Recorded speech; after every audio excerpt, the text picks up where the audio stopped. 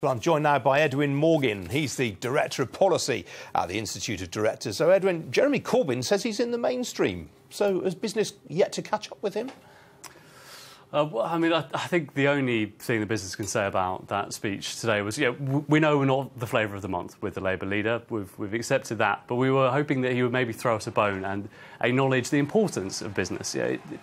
People have different views exactly how you regulate, how you tax. But at the basic level, without businesses, without the millions of businesses, large and small in this country, there's no taxes to fund public services, there's no jobs, the economy would crumble. So I think we're just looking for a little bit of positivity, at least, on businesses and Labour working together. Well, I mean, you mentioned working together. I mean, the CBI has said that where it has tried to engage with Labour, it has met with some sort of response. Are you saying that hasn't been the IOD's experience? Well, I mean, actually, what was kind of disappointing about today was that there was a clash between what happens if you talk to Labour MPs, where actually there's a lot of common ground on skills in particular. They've made a real push on lifelong learning, and that was in the speech.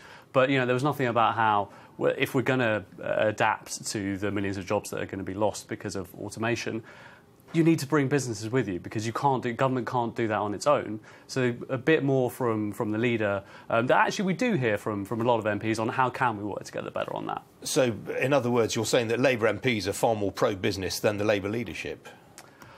I don't know if that's universally true. Certainly from today's speech, we were looking for more. I think that's the point. We understand this is politics. He's speaking to the people in the hall, but they kept saying we're the party, we're ready for government.